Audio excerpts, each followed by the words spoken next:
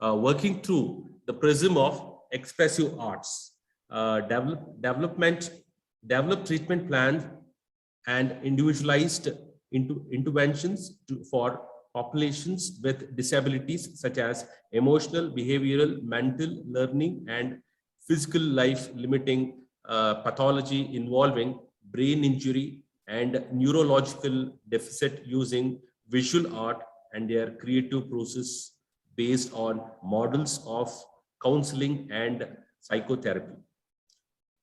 Dedicated 25 years using the knowledge of neurology, psychiatric drugs, their metabolism and effectiveness in combating mental health, as well as using therapeutic skills in understanding the holistic approach to human mental construct and its triumph through the combined efforts of art and science.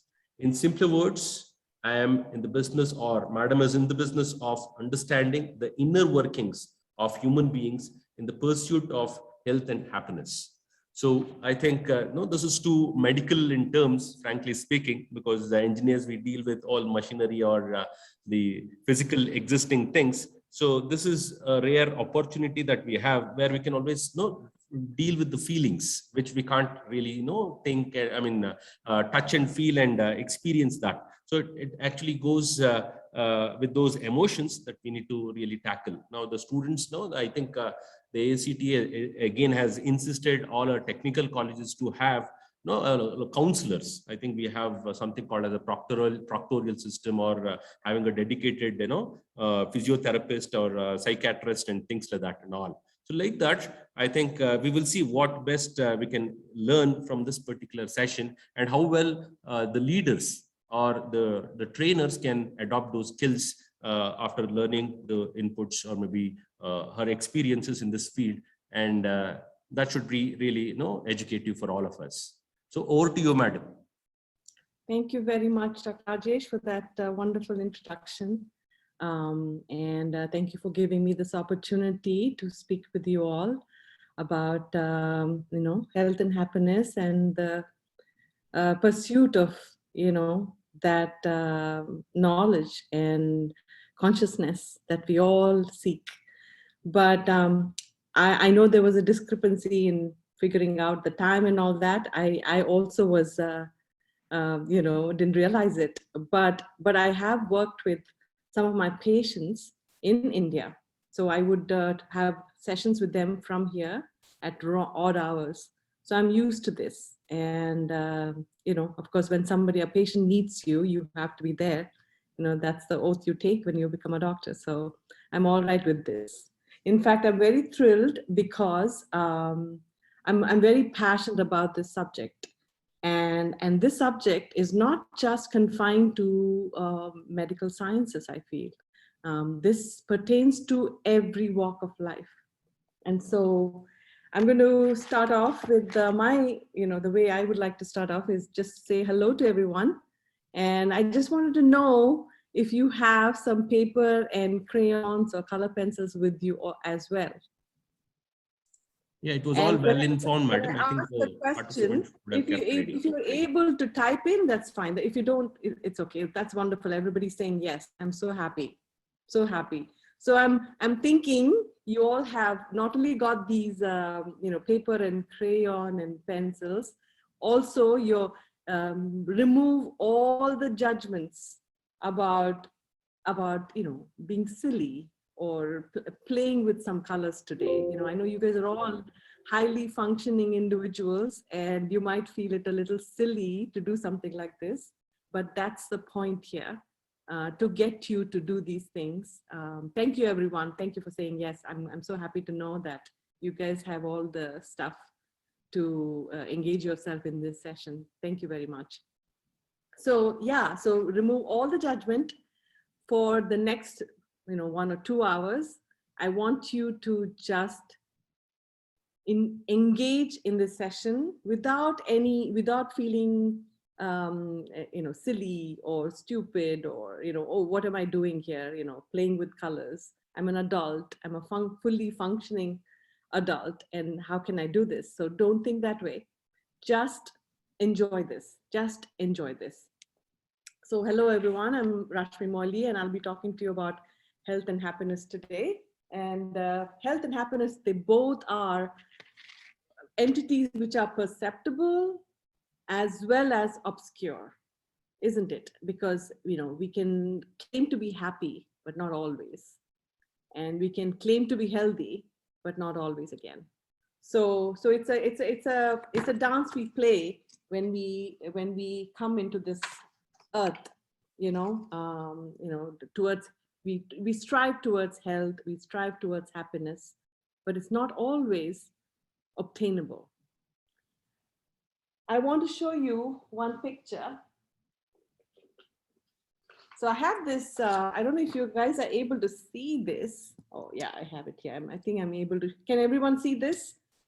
It's like a stand I have to show some pictures here, off and on, time and again. Who do you see here? Who do you see here? Just type in. What does this image conjure up for you? No? Can you see madam. now? Madam, I think you turn on the camera, madam, because they're not able to. You're supposed to turn on the camera, if I'm not wrong. Or if you're sharing it, it's not on, madam. Oh, I see. What do I do? Share screen? No, you want to show any of the videos, or you're showing something? No, this is a picture. I'm just showing you a picture. Okay, then turn on the video, madam. That start video is there, no? Adjacent to the mic symbol. Oh, yeah, I see it. What do I do? So should I put it as FaceTime? No, just click on it, madam. Click on it. Start video. Oh, okay. No, it says stop now. It is on. Now we got it, madam. Now we got it. Yeah. See, this picture here is of Shah Rukh Khan and Deepika Padukone. Do you see that? I know the image is not that great, but basically it's Shah Rukh Khan and Deepika Padukone. So what this image, does it conjure up anything in you guys? What do you think of when you look at Shah Rukh Khan and when you look at Chennai Express? Yes. Look happy. Yes. I like it when I interact with you guys, so I hope you don't mind. Yeah, it's like I don't know about what you guys think, but I'm feeling a bit of like a hit of serotonin, which is like a neurotransmitter in my brain. Kind of, I'm getting a feel that it's increasing in my brain right now, and I feel it's working on my dopamine too, which is another neurotransmitter which increases the happiness quotient. So there are happy neurotransmitters, and there are the neurotransmitters that have a negative effect on your brain. So dopamine, serotonin, and norepinephrine, these are all happy hormones. When they increase in the flow in your brain, they make you feel happy. And so I feel, when I see this image, I feel like serotonin is really increasing and dopamine is really increasing in my brain. And I feel they're like out there to have like a Formula 1 race. And so when that happens, what happens to me is I become really happy and I'm able to give 100% to this session. So I thought we will start off with Shah Rukh Khan so we can all up our happiness quotient to begin with. What do you think? All right. Surely, madam. Okay, all right. So when we create hormones, when we create happiness, we have neurons in our brain that reconnect, and then they rewire and let the neurotransmitters flow, like the serotonin, dopamine, and all those happy neurotransmitters. They flow through the neurons, and we have like a, it kind of gives a boost to yourself, and everything is perfect in our world of a human being. See, we have been following this script about all of these neurotransmitters, about all of our genes. This has been happening for more than 200,000 years. And this script we have been having since a very, very long time. So we live by our script. We have a beginning and we have an end, and we find ourselves bound by the script. And what happens in this bound script? What do? We find all emotions and feelings, our happiness, our anxieties, sadness, fears, joys, exhilaration, and so on. Today, I'm going to stick to the script that has brought me to you, because I am actually a student of MS Ramaiah Medical College. One day, we were examining a young woman in our hospital there.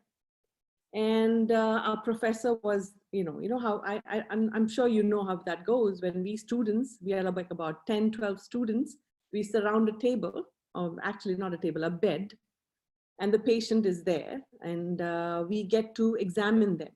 You know, it's like, for us, it's like a practice. I'm sure you have that in your college too, where in your own way. And so we surrounded the woman, young woman, and our professor taught us how to do the physical examination. He taught us to percuss, taught us to auscultate, and, you know, he taught us all of that. And we were all very happy, we were learning. But I was watching this young woman, she didn't look happy at all. In fact, she felt shameful. She was a bit embarrassed. And that image of her feeling a lot of shame in her, that stayed in my mind for a long time. You know, there was a surgery scheduled for her, and so she was taken for the surgery. She came back. So physically, she was treated completely. The doctors were very efficient. Everything was done. And she left for home. But I felt that was my first experience as to why mental health is such an important thing. I felt we didn't treat her fully, you know, we didn't treat her as a whole person. We treated her physically, but we did not treat her as a person, as a whole. We didn't treat her soul, we didn't treat her mind. She left embarrassed, she left in shame. You know, we don't pay attention to these things.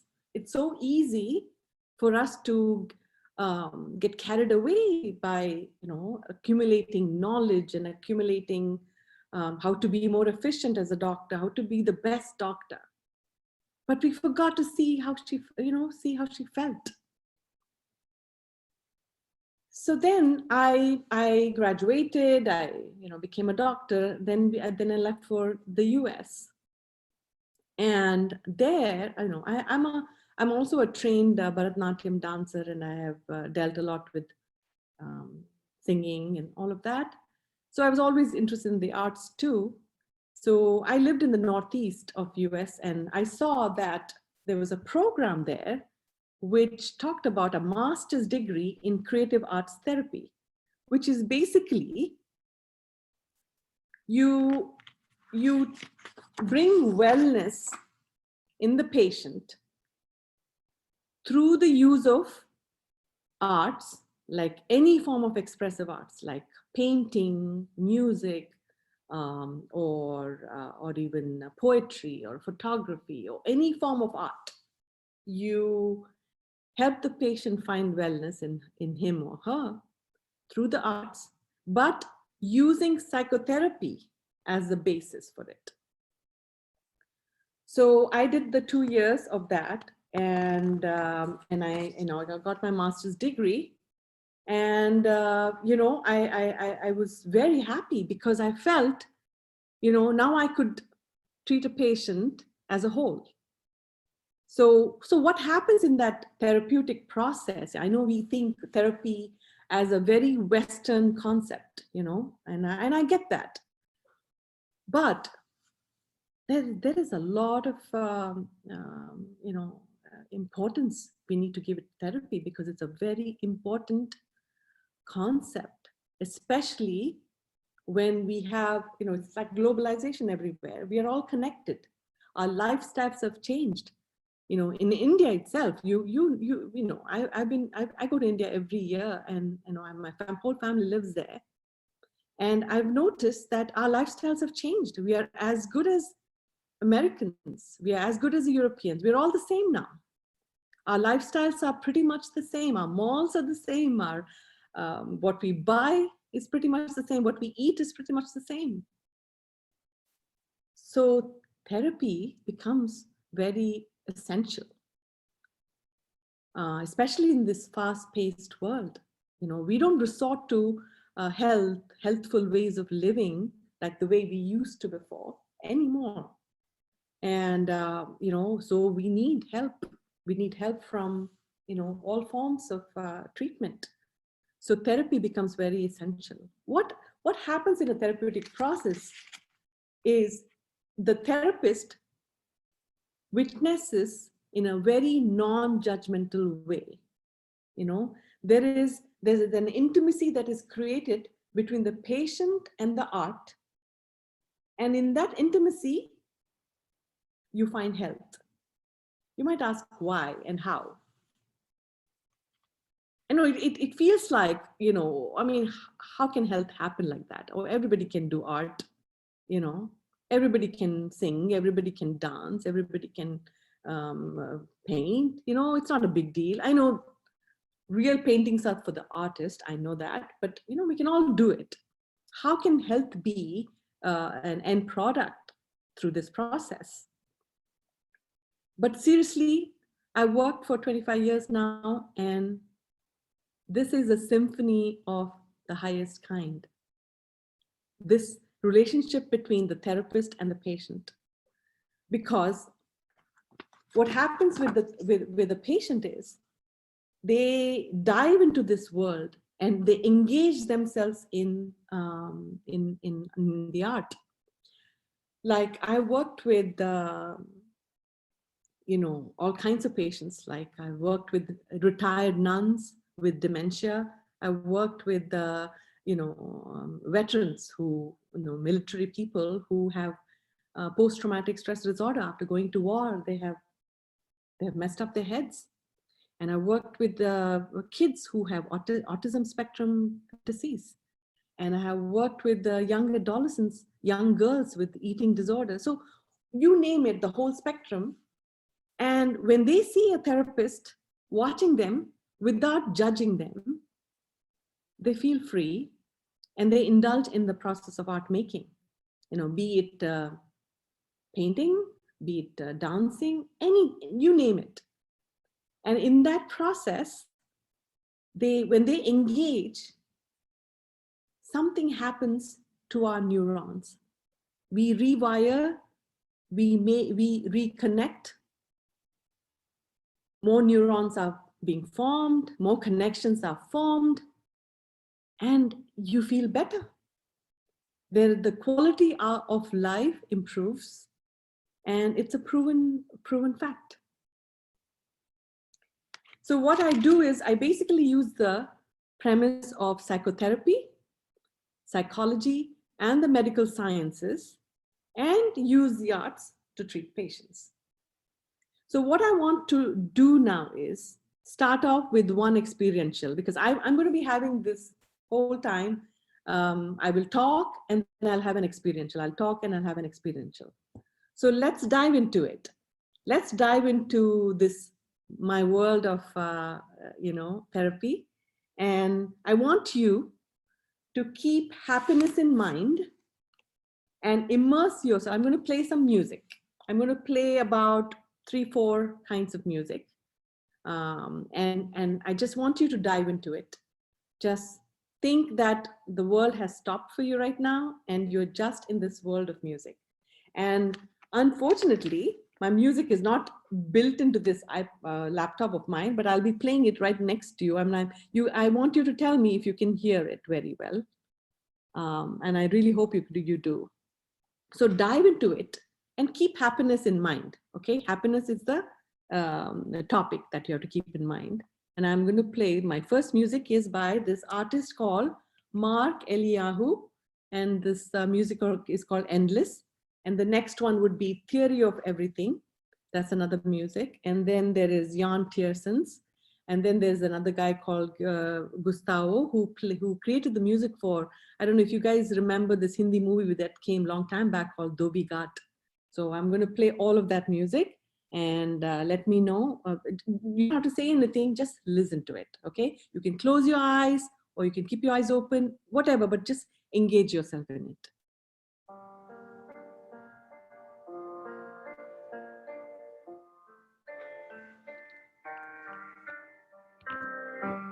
Can you hear me? Can you hear the music? Yes? Yes, madam.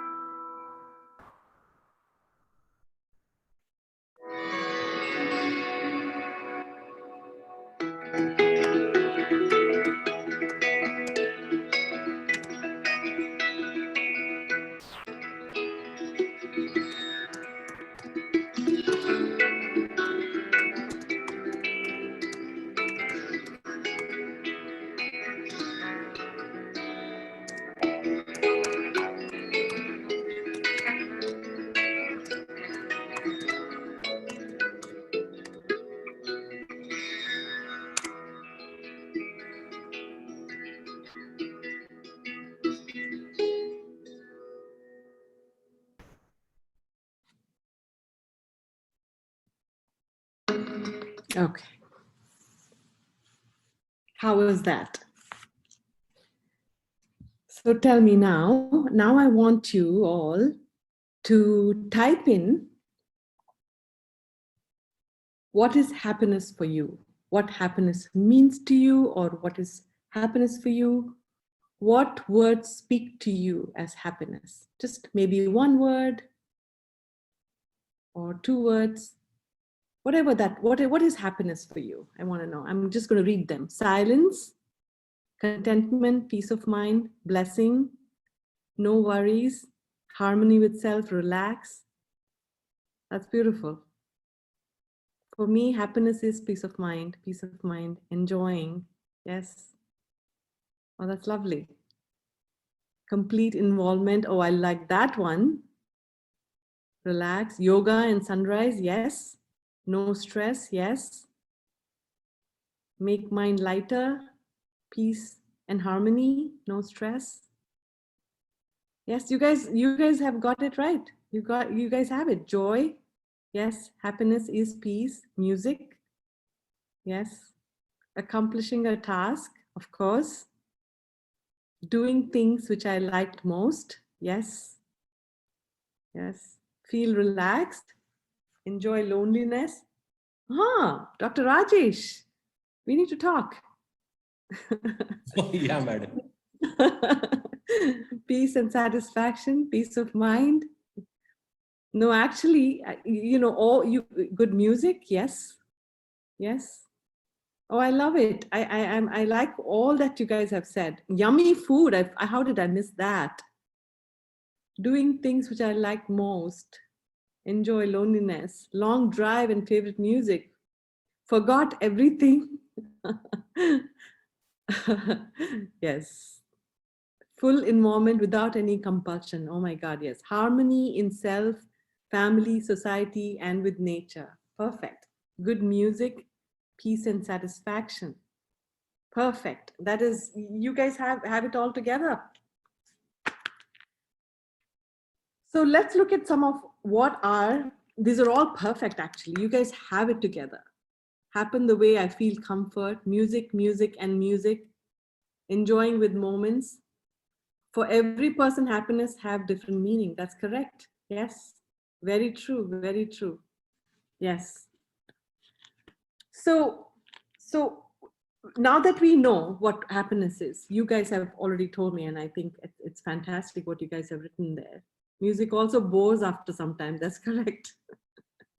That's true. Something that's done ad nauseum is always a bore. That's true. That's true. So, so let's look at some of what our psychologists or philosophers have said about happiness. Would you be interested to know what they have said? Let's start out with the father of our positive psychology.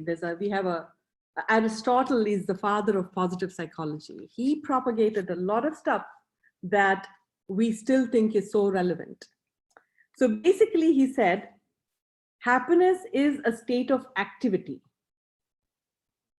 Yeah, happiness is one's own perception of looking at. Thing of beauty is joy forever. That's right. That's right. And he said, be like the river. That's what Aristotle said long time ago. He said, be like the river. Something that we do, he also said, something that we do every single day with practice and dedication. He coined the term eudaimonia, which means, I'm going to write that down here for you guys. Eudaimonia. He coined this term, eudaimonia, which means human flourishing. It's basically a contented state of being, happy, healthy, and prosperous. It's a state of being, you know.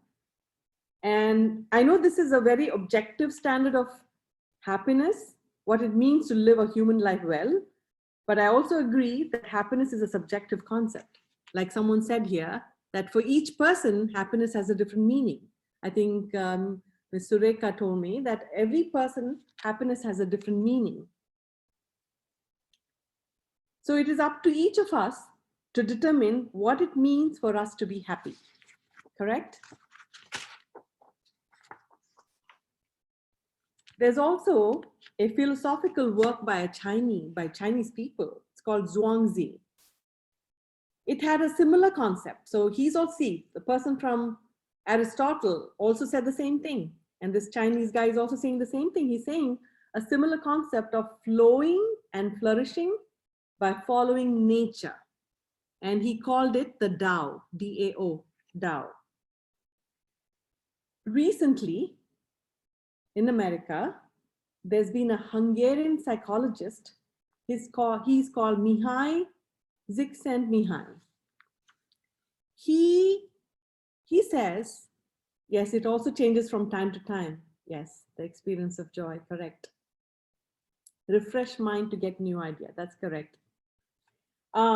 So he said, the genius of evolution lie in the dynamic tension between optimism and pessimism, continually correcting each other.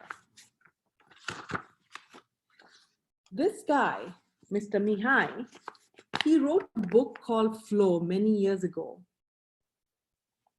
In that he said, let me get that book.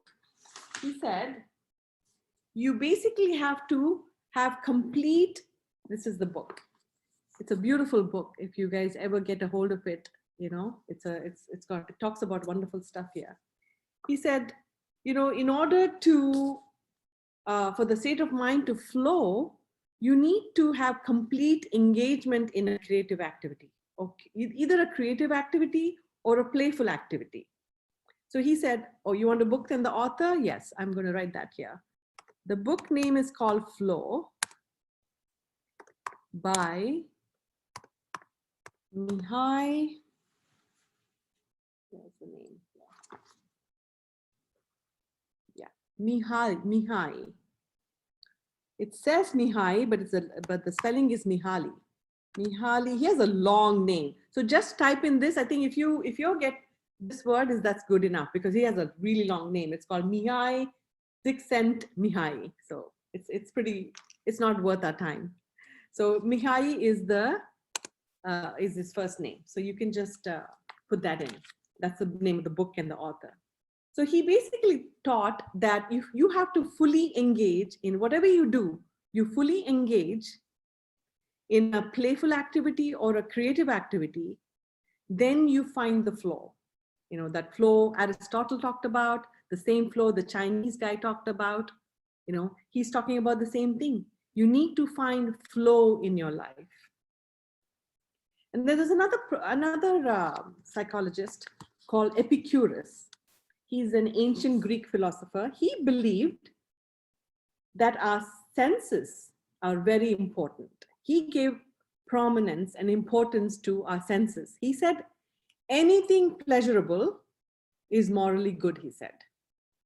He got into a lot of controversy because of that, because, you know, he said anything pleasurable, it could be anything, you know.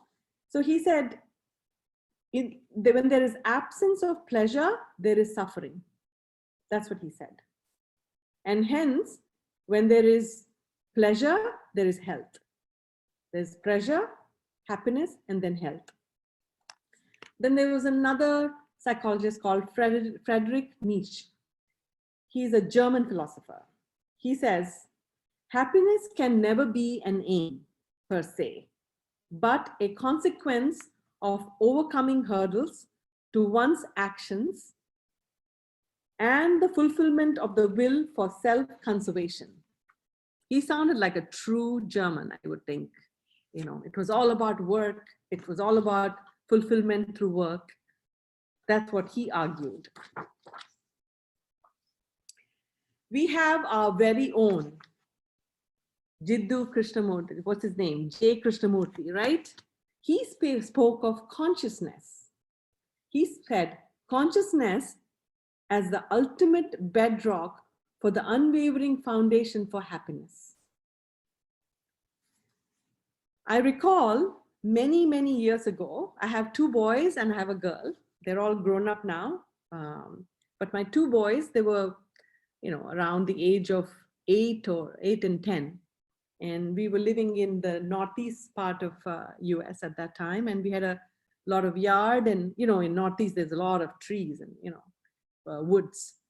So these boys and the neighbors' boys, they used to play a lot, and they would go out and play after school, of course, on the weekends. And they would come home with all these grass stains and awfully sounding smell. They literally sounded rotten. I watched them 1 day, 2 days, and they would do this all the time. And my house would smell so bad. You know how those grass stains smell. So one day I got upset. I said, you guys have to be mindful of, how much you play, because this is getting to be, I have to do laundry so much, and you guys have to be careful with all this. So I kind of, said it in a very little bit of a, I'm a mother, so you know what mothers do. And I was upset. But when I saw their eyes, they were coming back from playing, and they were so happy. I saw so much of happiness and spark in their eyes. With kids, they have so much imagination or creativity when they work, when they play, they engage themselves in life. And hence, they have flow. Hence, they are happy. Hence, they're full of life. They never live in the past or the future like us adults. They live in that moment, and they involve themselves with play and creativity. And that's why we find them so happy. Although I got upset with all those smell and grass stains, I couldn't. When I saw his face, and when I saw his smile and his, smiling eyes, I just couldn't, because I felt he's really tending to his soul. The kids always tend to their soul. That's why they paint wherever they go. They draw wherever they go. They, we put their paintings and their artwork on the wall, on the door of the fridge, because they do it so spontaneously. They indulge themselves in creativity so spontaneously, which we adults don't. So something happens from the time we are children. As we grow older, we become adults.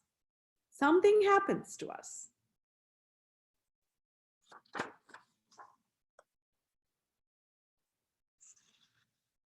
And I feel maybe it's the stress that we go through. Maybe it's the adult responsibilities that we have to carry on our shoulders. But more than anything, there's much more to things.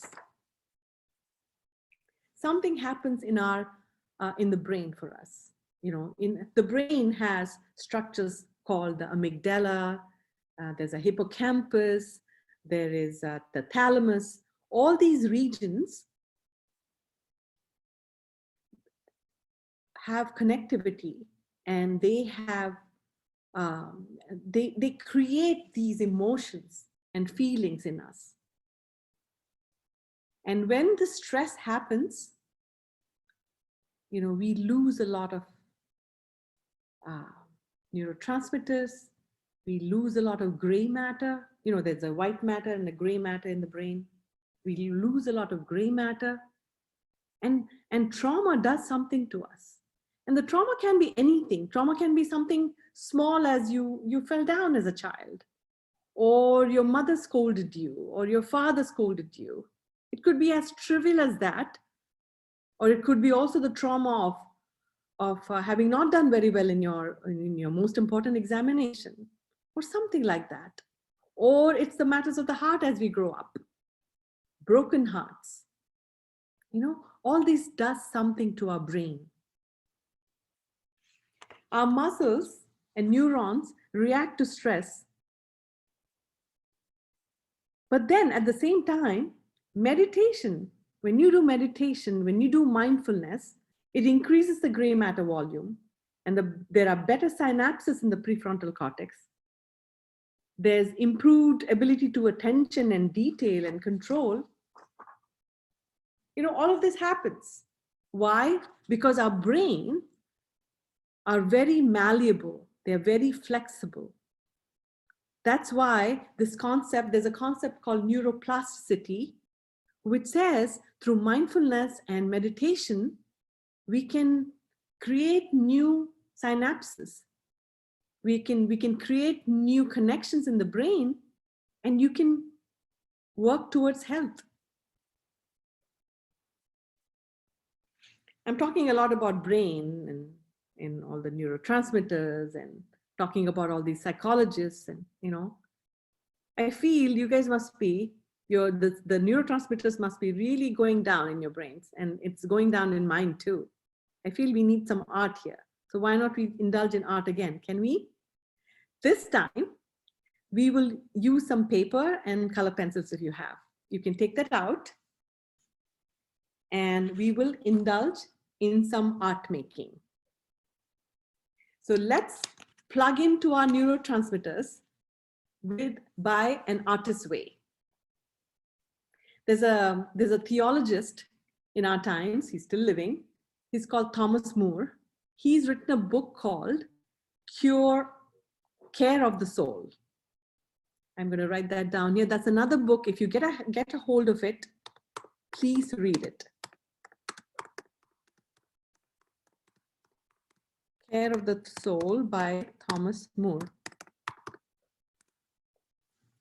So he said that in order to care for our souls, in order to take care of our souls, we have to become our own poets and artists. He said we should become our own. We don't have to be the most famous artist or the painter in the whole wide world, but let's be artists to ourselves. So today, we're going to work towards that endeavor. We'll be our own artists. So let's get the paper and the color pencils and the crayons out, and I'll put on some music. And I want you to first draw a big or a small window. I would rather do a bigger window because that'll give you more space to work inside the window. So draw a window, any form of window. It doesn't have to be the perfect window. Like I said, don't be judgmental. Be kind to yourself and just play. So just draw a window and paint your emotions, what you're feeling right now inside it. It can be as abstract as much as possible, or any way you want. It is your painting, it's your feelings, it's your emotions, and it's your artwork. So you can do any way you want. We will not judge you. I will not judge you. So I'll start the music, and then you can just start doing your window on if you understood my instructions, then you can go ahead and start. I'll start the music too, but let me know. The first music is by Hans Zimmer called Cornfield Chase.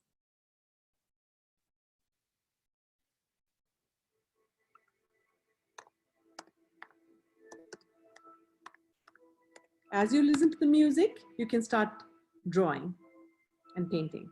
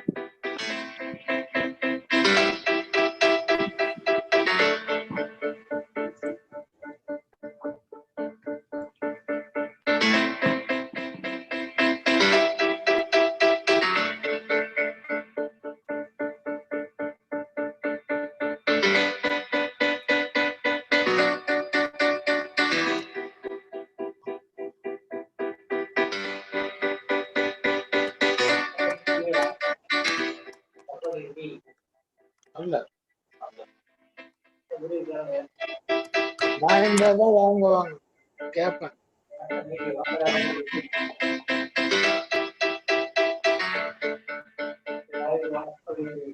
ஆமா.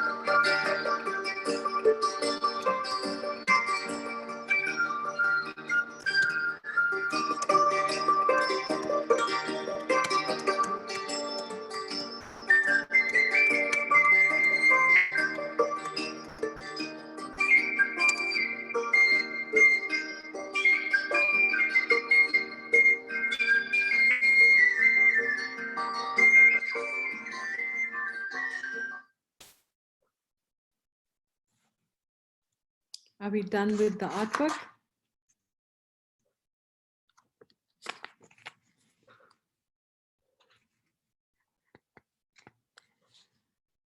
I just want you to look at the windows of your artwork and tell me what emotions and thoughts, how would you describe your window? How would you describe your window? I'm not able to hear you.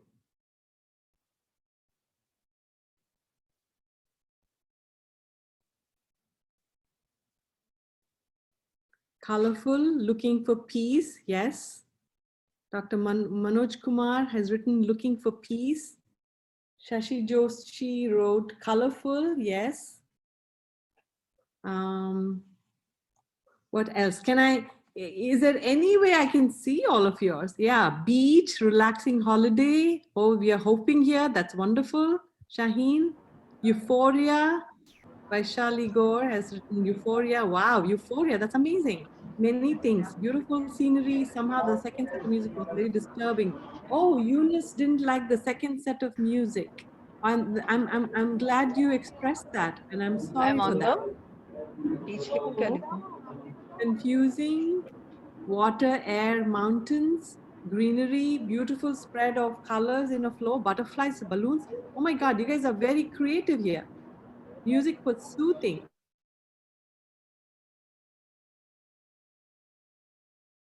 Fairy tale world, very pleasant and peaceful.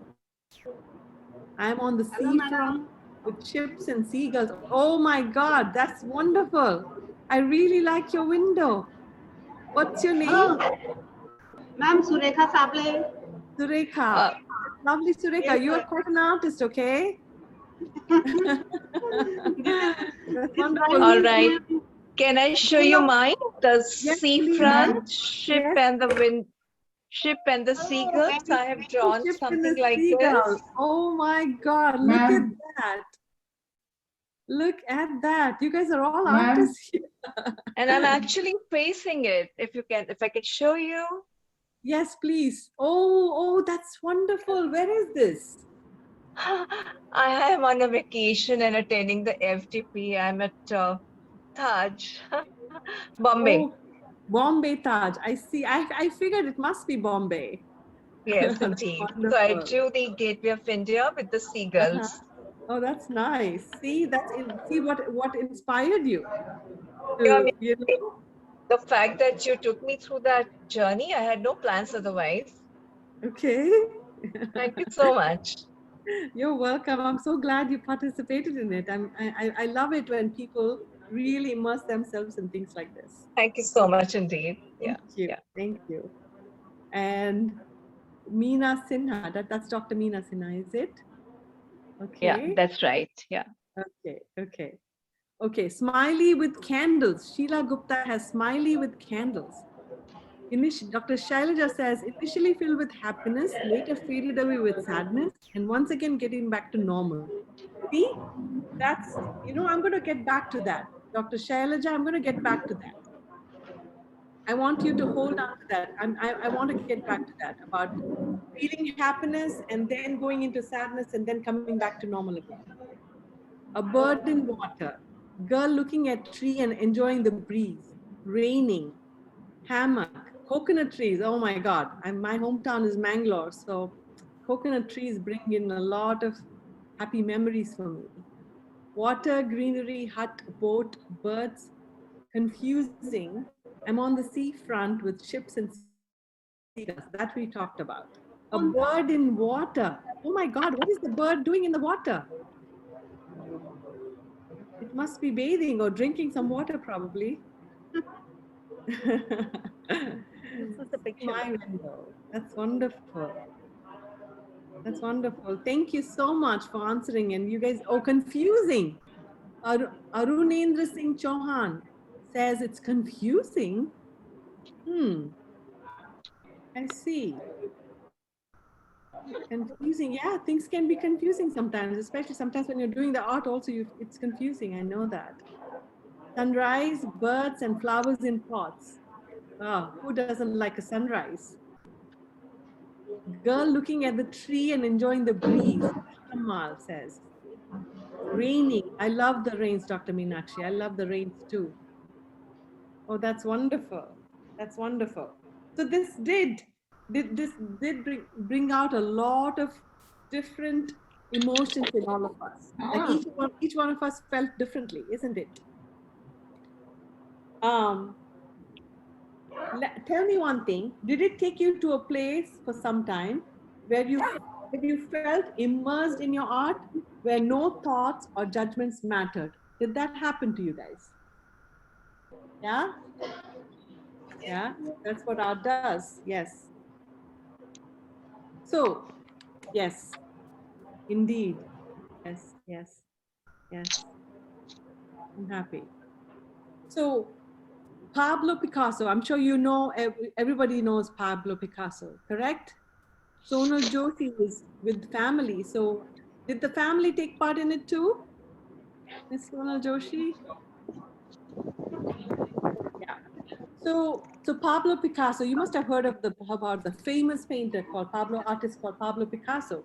He once said, art, it's a beautiful quote, you must hear this. Art washes away from the soul the dust of everyday life. How beautifully he said that. Art washes away from the soul. Are you guys able to hear me? So art washes away from the soul the dust of everyday life. So basically, all these philosophers, they say that it's important to take care of our souls, no matter how older you get. No matter, oh, ma'am, actually, I made my art of my profile picture. Oh, I see. Oh, I would love to see that if you're able to show it to me. You want me to repeat the quote? Well, Pablo Picasso once said, art washes away from the soul the dust of everyday life. Isn't that beautiful? So basically, all these philosophers and all these artists, what they're saying is, they say that it's very important for us to take care of our soul, right? No matter how old you get, we need to take care of our soul. You have to experience life in that dimension also. But what happens with the soul? How does soul feel cared?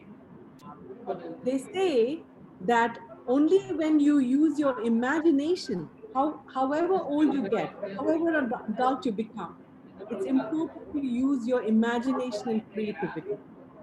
That's when we start living our life fully. That's when we start living our life fully. He said, I had a patient who came to me who was working in a factory. And he told me, he came to me and said, ma'am, I'm very, very depressed and I'm not happy with my job. I don't know what to do. So I, as usual, I said, I hear you, because sometimes we all sometimes tend to not enjoy our jobs. It can get monotonous. It can get quite boring. It can be, not interesting at all. And he said, yes, ma'am, I'm not feeling very happy with my job and that's making me very depressed. So what we did was, we did some art together. So he did some painting, he indulged himself. He kept coming every week. Once a week, he would come to my studio and we would paint and we would make art, and that would keep him occupied and he would go home. This happened for a few months. And one day he came up to me and said, ma'am, I think things have changed for me now. I said, what is the change? He said, I'm beginning to enjoy my work now. I said, how did that happen? He said, the process of art made me engage all the parts of myself, my brain, my mind, my heart, my soul, my spirit. He said, doing art helped me re-engage myself in the creativity. And that that happiness he got from creating something, from using his imagination in art making, transferred to his work. And he started engaging himself more into his work, and he started enjoying his work. See, to feel and imagine, it might not sound like a big deal. You know, it's like, what about feeling and imagining? It is nothing, it is not as great as, you know, creating a machine, taking care of a patient as a doctor, or being an engineer, you know, learning all those theories and all the algorithms of, you know, institution-based study and academics. You know, those are huge, those are big deals. But to feel and to imagine, it's so trivial, isn't it? Yet, it is the most integral part of our existence. Because what feeling and imagination does to your psyche, no academic can do it. So that's why these artists and the philosophers and psychologists say it is art making is the most important thing we need to indulge in, no matter how old we get. Now let's come to talk about disease, because one of the other topics about happiness we're going to be talking about is not just happiness, we're going to talk about health too. So when you talk about health, we have to talk about disease. So the definition is basically here that disease is not just a physical phenomenon, but a condition of the person and his world. It is a failure of the body to find its pleasure. It is not necessarily gratification of the senses only, but the pursuit of pleasure with attention to our soul. There are so many invisible factors, you know, when they say, oh, she's ill, or he's ill, or he has this disease or that disease. It's not always to do with a big phenomenon like cancer or an inflammation, you know. Sometimes these phenomena are invisible. When there is an illness, we don't see some of these entities, such as there are so many factors that can cause illness. The invisible factors are emotions, personal history, relationship, longing, fear, desire, and so on. The soul, when it surrounds itself with nature, it finds happiness there. And then it connects to your emotions, it connects to your thoughts, it connects to your desires, and there your body feels better, your cells feel happy, inflammation goes away, and you feel better. Like they also say, like when you do exercise of the body, right? If you only focus on your muscle, you know, well, oh, I need to lose all my weight, I need to remove all my fat, so I need to exercise. It's not just about that. You need to exercise and feed your soul and your body and your mind all together. So there's a sentence in Care of the Soul, that book I mentioned. He says, what good is a lean body that can't hear Henry Thoreau's owls and return a wave to Emerson's wheat? It means, they say, what good in having the perfect physique when you can't appreciate nature? So what they basically is saying is, you have to integrate for your health to be disease-free. You not only exercise your physical body, but you also exercise your mind, you exercise your heart. It has to be an integration of all of that. You got to listen to your history. You got to listen to your script, your story, your life story. You got to listen to your dreams, and you got to listen to your fantasies. It's important to listen to your story, you know, because as we grow as an adult, we get so busy, so caught up with, you know, work, our responsibilities at work, our deadlines, you know, and most of you are professors and lecturers there, and, you know, you guys are engineers who teach other students. You know, there's a lot of pressure on you. Where is the time to think about your own life history, your own story, where you came from, which city you came from, which town you were born? What all did you do in your childhood? What brought you here? What made you choose this subject as your vocation? It's important to listen to those stories once in a while, because that's where your soul lives. And remember, all these artists and psychologists and you know, philosophers, what they say about the soul: it's important to take care of your soul. No matter how busy you get, keep some time to take care of that soul. Because your work affects your soul profoundly, they say. Your work really affects your soul. You think that you go there and you work efficiently, you know, or you know, a lot of engineers, they create machines. You know, you guys are so efficient in what you do. You know, you're perfect. There's so much perfection in all that you do. There's perfection in the way you teach, the perfection in taking care of your students. But you forget that if you don't involve your heart and your mind and your soul in what you do, if you don't take care of yourself, you know, that efficiency has no meaning. What does the word occupation mean? Occupation means taken and seized. That's a literal word meaning of occupation. It means taken and seized. So basically, our occupation can excite us, can comfort us, and make us feel so fulfilled. When we think of work, we only consider function of the work, correct? See, when we think of work, okay, what about an engineer? Engineer thinks of his work in terms of what function it does, right? What function you deal with. A doctor deals with, you know, his process, what procedure he'll be doing, how is he going to take care of his patient.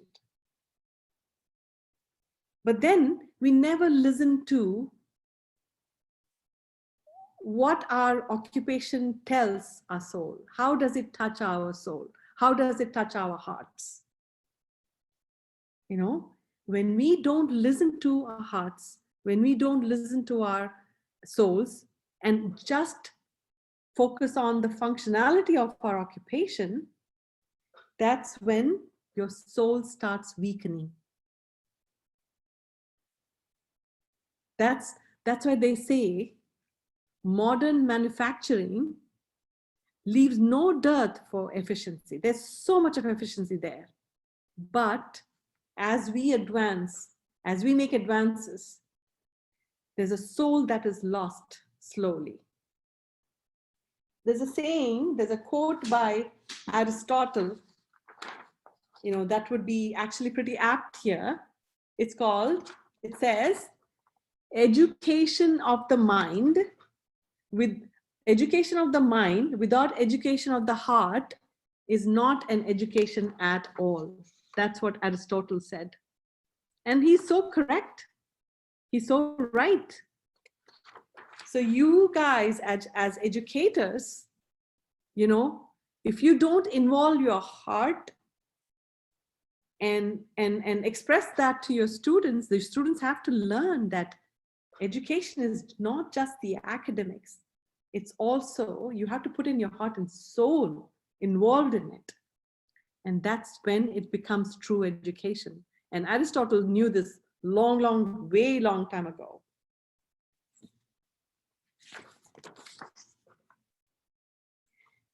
It is not enough to copy surface strategies, ignoring deeper evaluation of feeling and sensibility that gives work a grounding in the human heart and not just in the brain.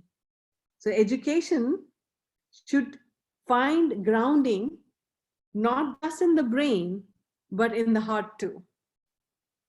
Because while we engage in our work fully, we're also working on another. See, when we are working, right? You're working in MSRIT, or you're working here, you're having your own entrepreneurship, or your school teacher, whatever you may be. If you don't engage yourself fully, then you're not engaging another plane, because we humans, we exist in different planes. Our existence is in different planes. We're not just in physical plane. We also have a spiritual side to us. We also have a transcendent side to us.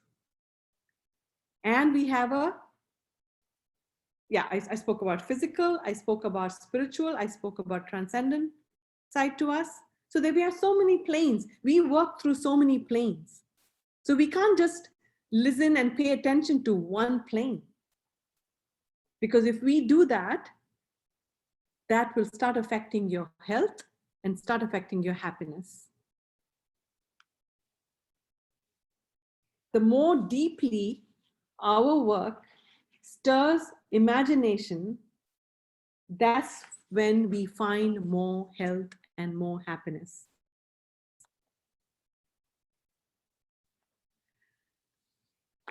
Work becomes narcissistic when we cannot love ourselves. So when we don't put our heart and soul into our work, you know, we don't feel love. There's absence of love there. So what happens to us? When there is absence of love, we become narcissistic, because we are always thinking about how better we can manufacture, how better we can teach, how can we become the best teacher or the best professor or the best you can be in your job.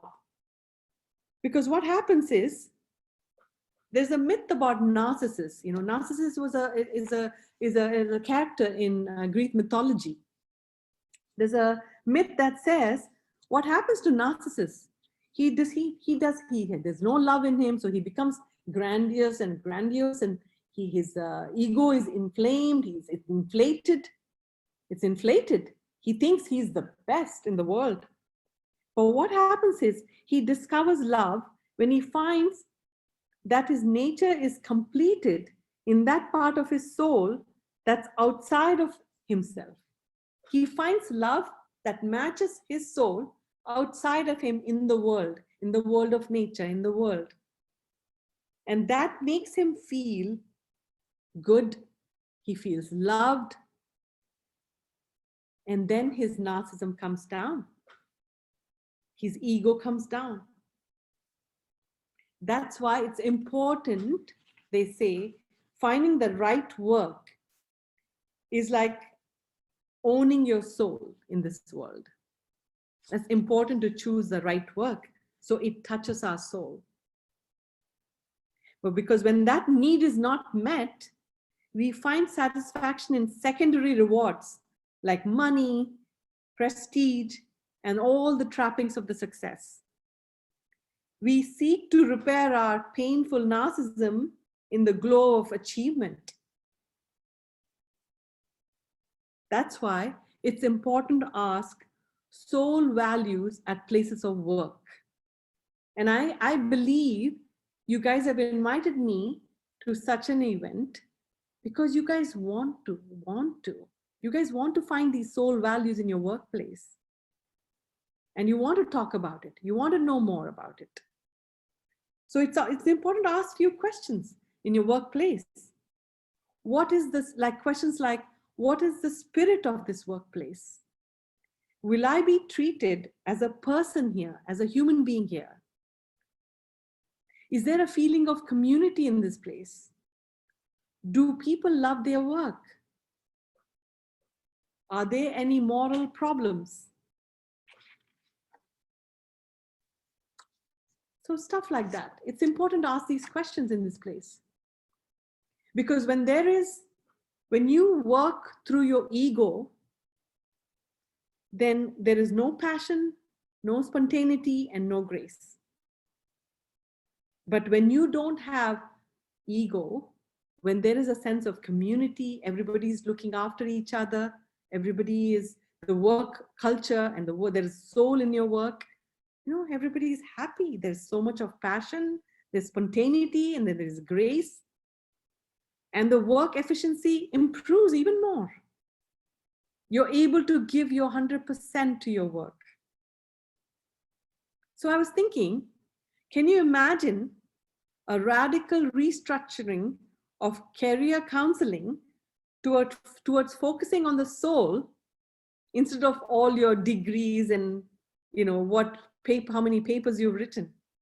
Imagine if you were to only focus, if the career counselors only focused on the soul, then testing would then be assessed by the nature of imagination than aptitude. Then nobody would test your aptitude, they would test your imagination. And discussion would be touched on issues much deeper than the surface ego concerns of life. We would go deeper. The question we would ask, whoever comes to be for the interview, we would ask questions which are much deeper than the surface. That would be a wonderful, that would be a wonderful place, this world, isn't it? So basically, you know, it's not, you know, all this is not, it's easy to say, it seems like an utopia, you know, hard to achieve, but I wouldn't say never. We could try to get to that place.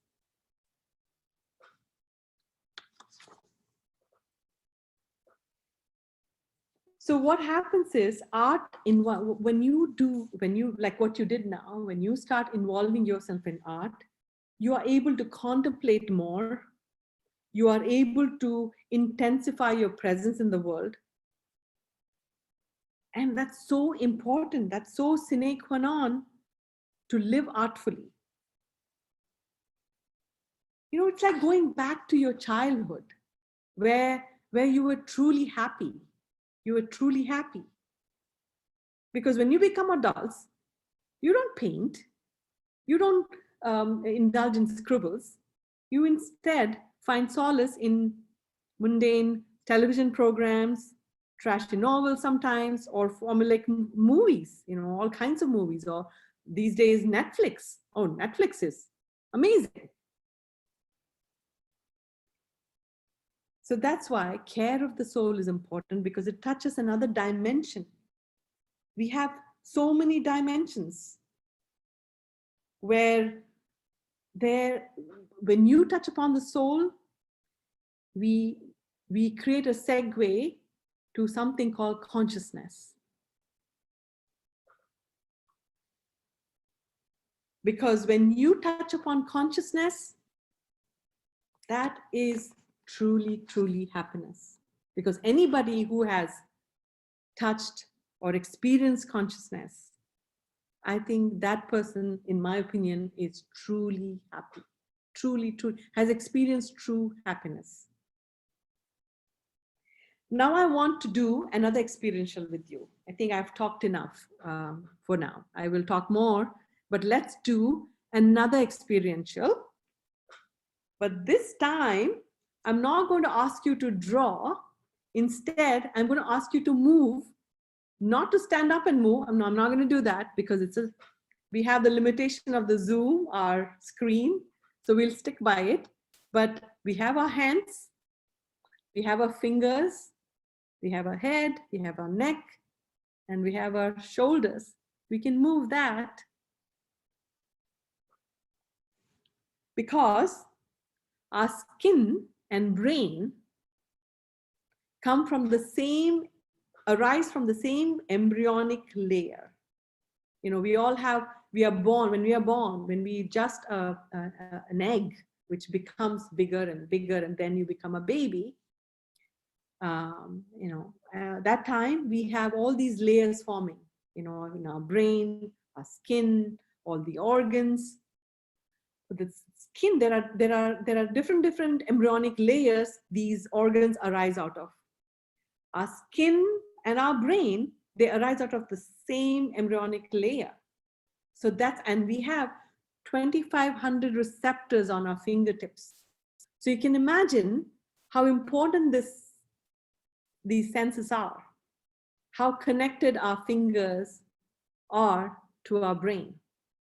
So let's dive into that world now, the movement world, the dance world. We can just dance with our fingertips and hands. I know it's a little intimidating. I understand that, but let's take a chance. Let's give ourselves that permission and engage in this. Just to engage ourselves in this. Basically, to involve our kinesthetic, senses, our fingers, we'll just do that. I'll play some more music now, about 3-4 music. And, I'll also do it with you. So you won't feel alone that you're doing all by yourself. So let's do it. It's okay. If I look silly, I don't care, because it's a process, it's art, and it's my art, it's my dance, it's my fingers. So don't get boggled by, people judging you or anything. Don't do that. Just enjoy it.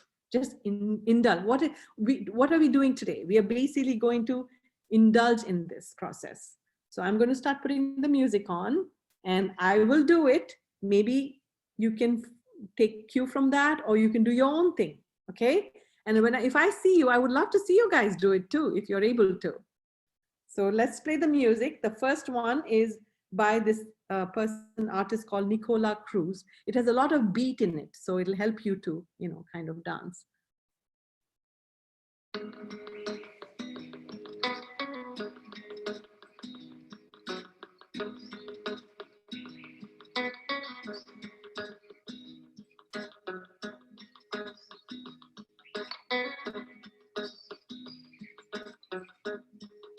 Or you can just move your hands, head too.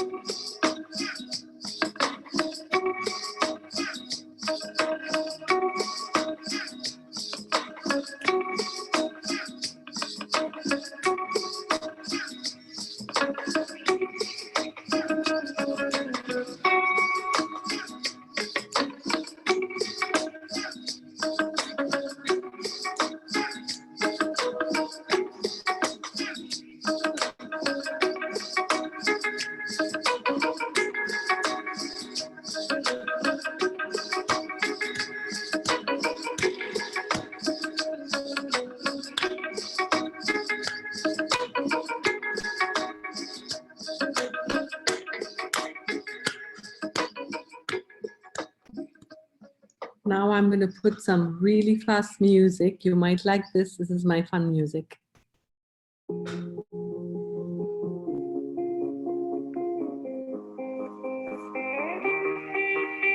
want to dance by water beneath the Mexican sky. Drink some margaritas by the blue lights. Listen to the mariachi play at midnight. Are you with me? Are you with me?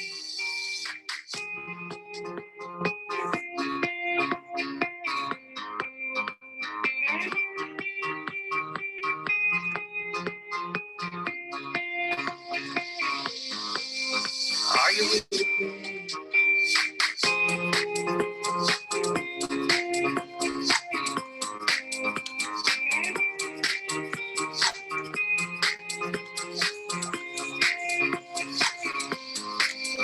Are you with me?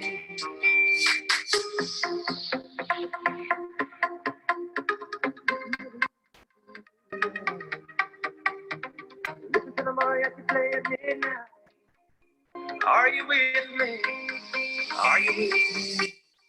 I wanna dance by water beneath the Mexican sky. Drink some margaritas by the blue light. Listen to the mariachi play at midnight. Are you with me? Are you with me?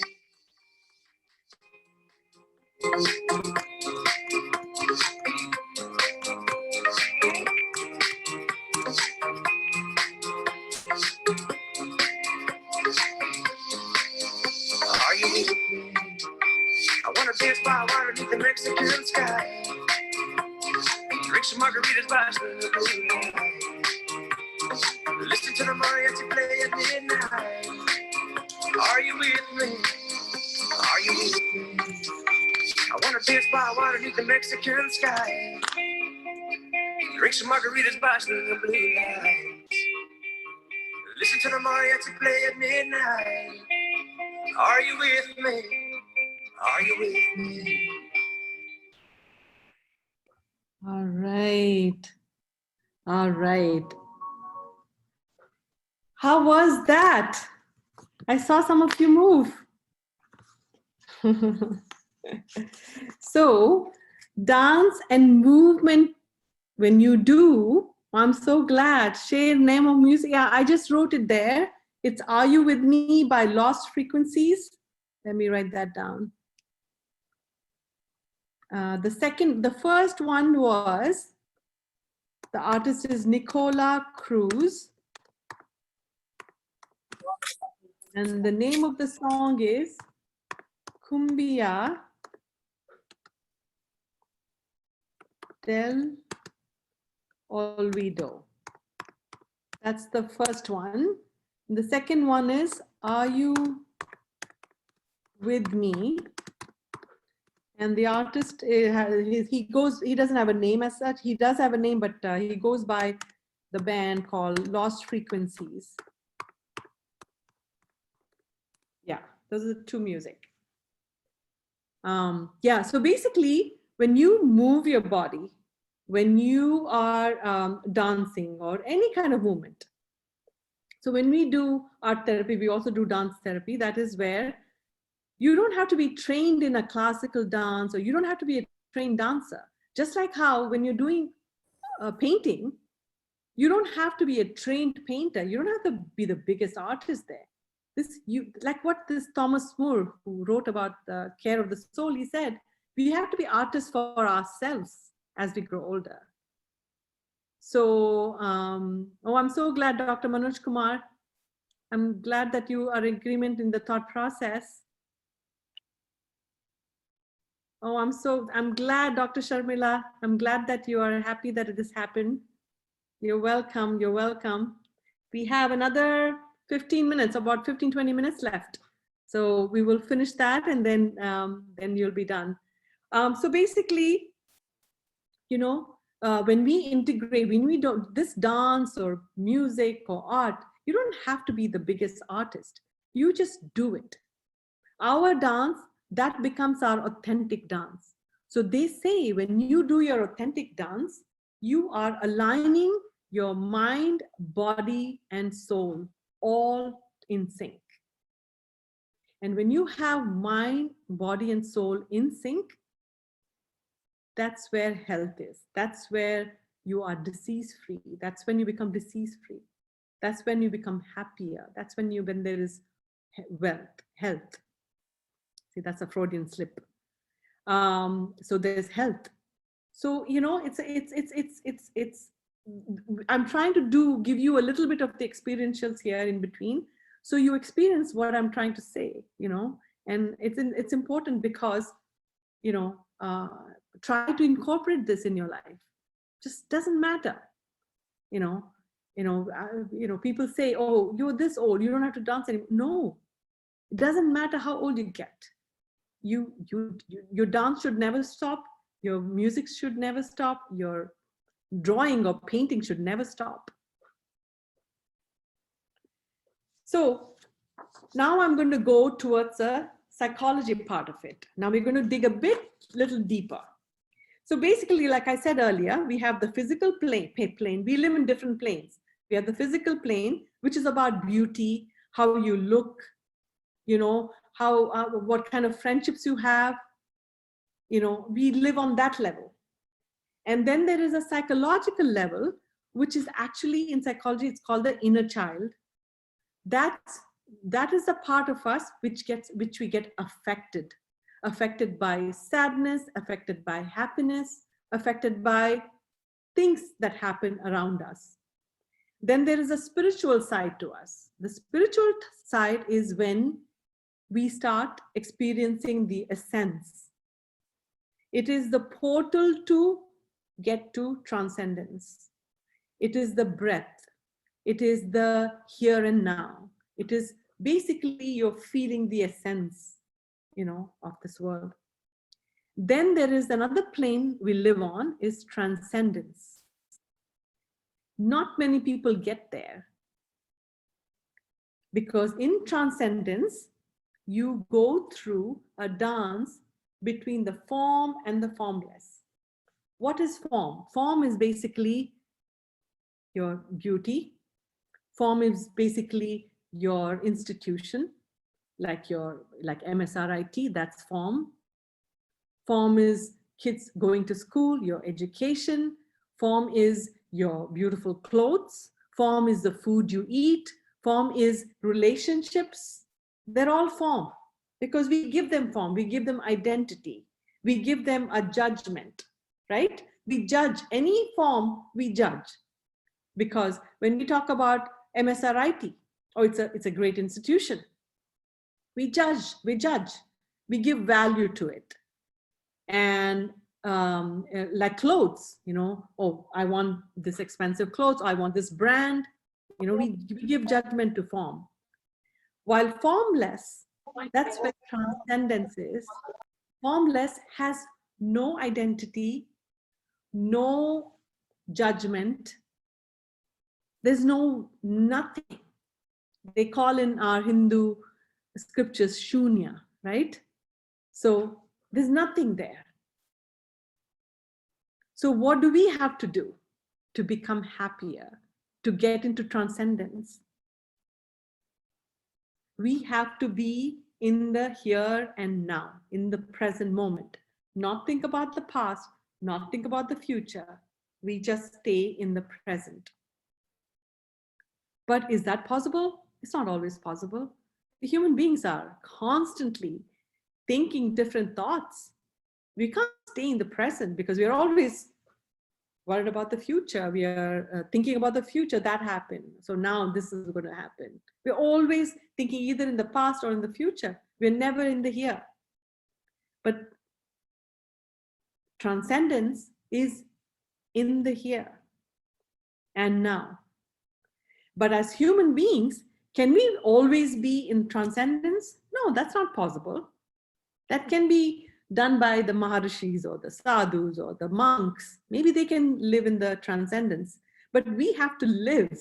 We can't always be in transcendence. We can always be, you know, perfectly in bliss.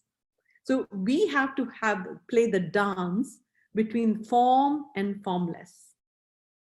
We have to do the dance. We have to do the balance, which is so hard, so hard. So these are the planes we live in. We live in the physical plane, psychological plane, spiritual plane, and transcendence. Let's talk about the psychological plane, and then we'll go into consciousness. The psychological plane, I have made a drawing for you guys. This is a triangle. I'm sure you engineers must be very familiar with the triangle. So the triangle, this is called the triangle of our psyche, you know, our psychological triangle. We live in a triangle. That is called the inner triangulations. We are always caught up in this triangle in our psychology. And to talk about it, there are 3 vortex, right, in our triangle. So this vortex is called cultural conditionings. We have cultural conditionings, we have parental injunctions, and then we have the inner child. So there are 3 vortex. So what is cultural conditioning? Cultural conditioning is all about should. You should be like that. You should be doing this. You should have that. You know, it's all about institutions. It's all about stories told to us. You know, there's a script. You have to follow that script. You have to follow the story. You have to be married by this age. You have to go to school and then to college. You have to finish this many years of college. You have to become an engineer, or you have to become something. Then you have to have kids. Then you have to become a grandparent. Then you have to retire. Then you have to forget that. You have to have a career. So these are all the shoulds that culture imposes on us. Then there's another side of another vortex, which is called parental injunctions. What is that? That is inherited. That is the inner voice. That is the inner parent. What is it doing? What does the inner parent do? What do our parents do? Our parents say, you have to get up at this time of the day. You have to go to school. You have to go to that school and not this school. You have to become an engineer. You cannot be something else. Or you have to listen to me. Or you must dress up like this. You must sit like this. You cannot talk to that person. Or something like, oh, you're not perfect. You have to perfect yourself. You're not getting an A+. You're getting a B. Oh, I want an A. You have to be, it has to be an A. You know, we do, as parents, we do so much of the unconsciousness in us. We forget that each child comes with his or her own desires, their own destiny, their own consciousness. We as parents, we don't do it on purpose. No parent does this on purpose. It just automatically gets imposed onto the child. They think that they're doing good for their kids by saying, oh, you got a B, you have to get an A. You know, they think that this is a good thing to. Well, a lot of Indians do that. A lot of Asians do that to their kids, which is fine. We find a lot of academicians among Asian people, among Indians especially, doing so well. But we also forget we do something to our kids by being like that, by imposing our desires, our goals, our ambitions onto them. You know, because if they don't listen to us, we make them feel bad. Oh, that's, even when they are little kids, they say, oh, you're eating too much candies. That's bad. You're doing the bad thing. You know, we talk like that. This is our language that we use as parents. I'm not saying parents are bad. I'm a parent too. But we do have a side. We don't do it consciously, we do unconsciously. We impose things. So we have cultural conditioning as to, oh, you have to go to this college. You can't go to another college. You have to go to this college. Or the college says, oh, you have to study this way. This is the way I teach you. You follow that. Or parents saying, you're not perfect. You have to get an A. That's not perfection. You know, things like that. And comparing between kids. Or that kid is doing this. Why aren't you doing that? Things like that. So what happens when these two things happen? An inner child is created. And inner child, what does that do? Inner child has unmet needs. Because see, sometimes what happens is we parents, we get so busy with our work and all that, we don't hug our kids enough. We don't listen to our kids enough. What do kids want from us? Are they asking for innumerable number of things? No, basically they want your attention. They want your time. They want your love. They want a hug. You know, when you impose things on them and not listen to, you know, their inner needs, then those needs are not met as a child. So they feel needy. They keep asking, who am I? I'm confused. I don't know who I am. Because I'm not listening to my own desires and my own goals, but I'm listening to my parents' goals. So I'm confused now. And then if I don't follow my father's footsteps or my mom's footsteps, are you going to still love me? Or are you going to love me less? Am I worthy? Do I matter? You know, parents don't pay attention because they're so busy with their lives. So the kids start thinking, do I matter at all? So all these things, psychologically, they become your inner child. And guess what happens? They stay in your psyche. They stay in this triangle. And they manifest as our ego. There's a creation of ego. And how does the creation of ego manifest as we are growing older? Does your inner child, you know, it doesn't express all the time. You know, as we grow older, we start showing our personalities, our nature. You know, we become all, you know, something out of this. All of us are at least one of these things. I'm going to mention some of them. I'm going to keep my time. Oh my God, it's already 3:55. You become a narcissist, or you become a perfectionist, or you become, you know, a victim, or you become passive aggressive, or you become impulsive reactor. You react for everything, or you become too busy with life. You become an overachiever. You feel guilty all the time, or you become a martyr, or you become too empathic, or you become too much of a pleasing person.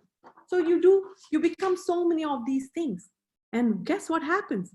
When you undergo life, suddenly some accident happens to you, or something very untoward happens to you, all these egos show up. You know, these are all, they create problem for you in your life, in your personal life, in your career, in so many things. Because when somebody, for example, somebody is a narcissist at work, you can imagine, I'm sure at some point you guys might have encountered a narcissist, correct? Or an empath who is always trying to please, who's always oversensitive, who's always taking care of people. You know, we don't do any extreme. They're saying consciousness is you free yourself of all the stories that was created in this triangle for you. These don't matter. You can delete this story from your life if you choose to, because in this moment, it's a new day. It's a new life. That's why it's important, more than pursuing happiness, it's important to pursue consciousness, because in the consciousness, You free yourself of any label, any judgment, any identification. You don't even, your name is not your name. Your career is nothing in that space. What you are, what prestige you have, what status you have, nothing matters in that space there. In that space, you find happiness. Then you start looking at other people also the same way. You think, well, the other person is also, you won't pass judgments on other people because you're in that space. So consciousness is basically what it is a magic ingredient to finding health and happiness, apparently. So basically, that's what it is. So true happiness is a collaborative phenomenon. That's the understanding I found. The true happiness is the collaborative phenomena in the here and now. It is an illumination and effervescence one feels when we are fully integrated with our consciousness. That's true happiness. Okay, I think we are almost coming to an end of our script here. So all I want to tell you is, thank you so much for spending this time with me, and I thoroughly enjoyed it. And I hope you took home something from this. And I hope consciousness, I hope flow, I hope creativity, I hope joy to all of you. And I hope you keep creating with imagination and love, and for the sake of indulgence, indulge yourself. Pleasure is a good thing. Happiness comes through that. And good luck to with everything. And thank you for inviting me. And thank you so much. Namaskara. No. Hello, dear participants. Any sort of queries you have before we wind up the session? Yeah, I'm open to questions. Any questions?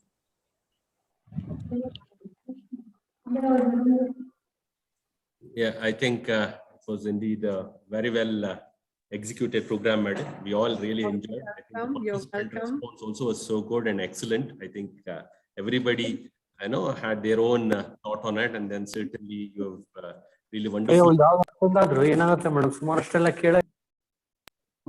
Meeting ಬಂದ್ಬಿಡುತ್ತೆ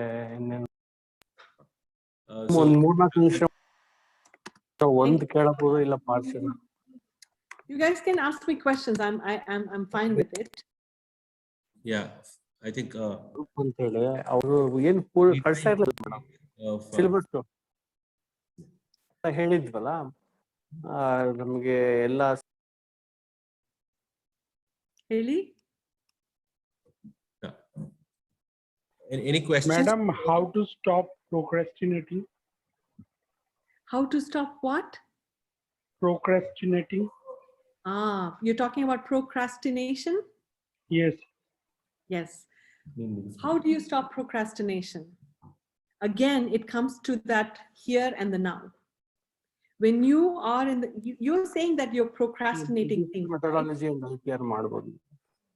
Research methodology and IPR. Right? I can't hear you very well. Can you explain? I can't hear you.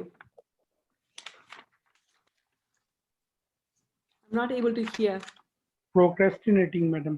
How Yes, to stop you basically deconstruct yourself. What happened to you once you acceptance is a big deal. Acceptance is the biggest thing. Okay, when you accept, procrastinate or not, you accept. Okay, you accept that you are a procrastinator and be in the here and now. And in this moment, you're not a procrastinator. Take that judgment and identification away from you and be in the here and now. Whatever job you're trying to achieve, which you procrastinate a lot, keep that in mind and stay in the here and now and engage yourself in this moment. And try doing that repeatedly. engage yourself and make it a habit. You don't have to do at a long period of time, short periods of time. You stay in the here and now. In the here and now means you're not thinking about the past, you're not thinking about the future, you're just here. And in this moment, when you engage yourself, it helps. Work on this. And if you still need more help, you should consult any authorities who can help you with that. But I feel procrastination is a form of self-sabotage. You're sabotaging yourself from doing that job. Because you think that you think that you're not worth it. You think that you're not worth finishing that job. Because somewhere in your childhood or somewhere back in the childhood, you were made to feel somewhere, maybe it was not worth putting that effort into that part of your life. So what you do is you start believing that you're worth it. You're worth finishing that job. So staying the here and now, that's the most, any issues, staying in the here and now is a real treatment for it. When you're in the here and now, you just focus on that. No judgments. Don't pass judgments on yourself. Be kind to yourself. Be compassionate to yourself. Don't say, I have to finish this job, but I can't sit down and do it. You sit and worry. You procrastinate. You don't want to commit to the work. So take all that judgments out. Just stay here in this moment without thinking, and then engage yourself in it.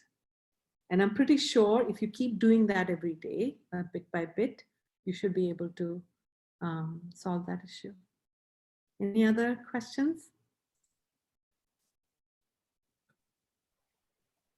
We should not take lesson from the past, or whatever happened in the past. We should not think about it and just look into the present.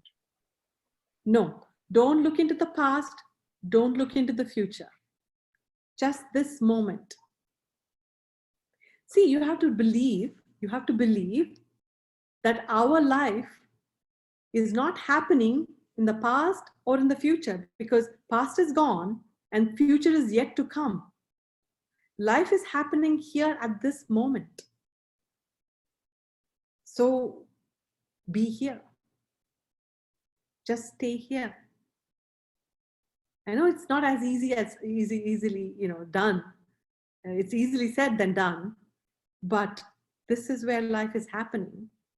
So any of those triangulations we felt, we have all these issues, we have all these ego defenses, all of this issue, find solution in here and now. Because you do not look to the past, you don't look to the future. You really have to tell your mind, you have to condition your mind to think, believe this concept. See, it's all about understanding concepts, right? Even as engineers, you have to trust your concept. You have to believe in your concepts.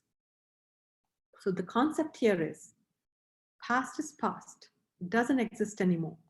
Past exists only if you want to keep them as memory.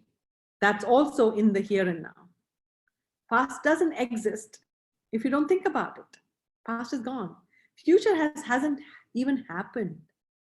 You don't even know if it's going to happen that way or this way. Right here, this is it. This is where we live. And that too, you have to remember the concept about impermanence. We live in the impermanence. So don't hold on to anything. But that moment, capture that moment, make it yours. Make every moment yours. And then you will be able to do this, whatever challenges you face. I truly believe in this, because I was a procrastinator too, just like you. And I know what procrastination is very well, very, very well. So, you know, you can do this. I know you can. We are not defined by our labels. We are not defined by our, by any form of identification. We are not defined by it. We are not contained by it. You're not just an engineer. You're not just a procrastinator. There's so much more to you. You've got to remember that. You've got to believe that. And in that moment, the present moment, you need to be kind to yourself. Kindness to yourself is such an important aspect we often tend to forget. You know, in this moment, just remember to be kind to yourself. When you think of being kind to yourself, you love yourself. You're not going to tell yourself, I'm a procrastinator, or I'm going to postpone this job, I'm going to do it later. No. In this moment, when you're kind to yourself, you're going to be proactive. You're going to be completely in sync with your life. You are going to be. So be kind to yourself. Remember that. These things you feel like, oh, be kind to yourself, love yourself. You know, all this seems to be very trivial, but they're not trivial. Remember that movie? What's that movie? Jab We Met. She says, what does Geet say? Main apni favorite hu. So you got to remember that. Make that your mantra. Main apni favorite hu. Truly. You know, you are, this is all you have. You're the only one who can give yourself the best love. You know, you are the only one who can love yourself. Not even your spouse or not even your girlfriend. You don't find strength in getting love from other people. You believe and depend on yourself only. Fine if you get love from other people, that's great, but don't make that your dependence. So all you have to do is in this present moment, truly be kind to yourself, be compassionate to yourself, and love yourself. And you just watch what magic happens in that moment. I hope that answers. Did I answer your question? Yes, madam. Madam, can you tell about some tips regarding self-management in procrastination? Management. Yeah, that's what I just told you. What you practice, you just do one thing.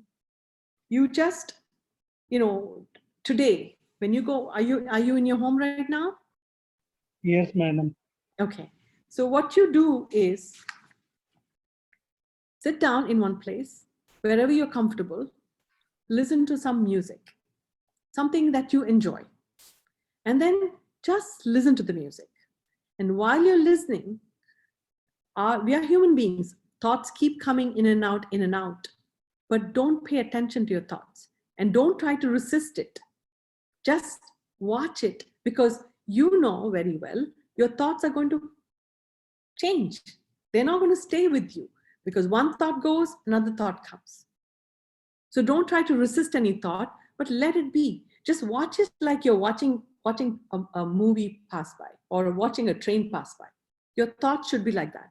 But don't identify yourself with those thoughts.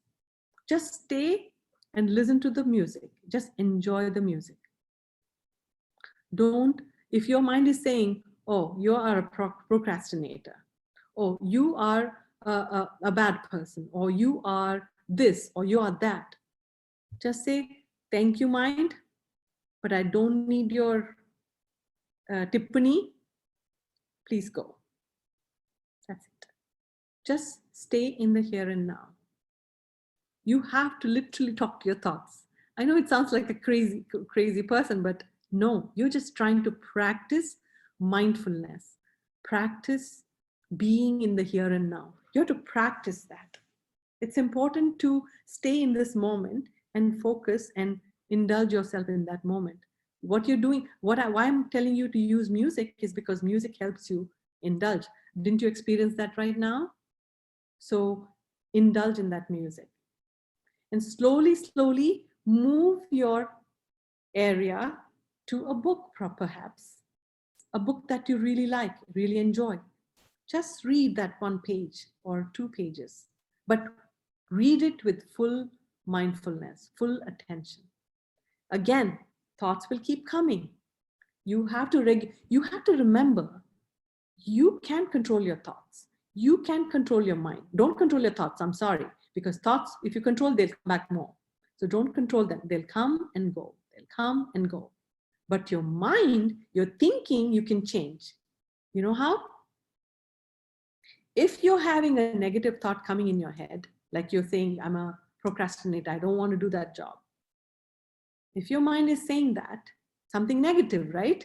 So replace your negative thought by a positive thought, because you have control over it.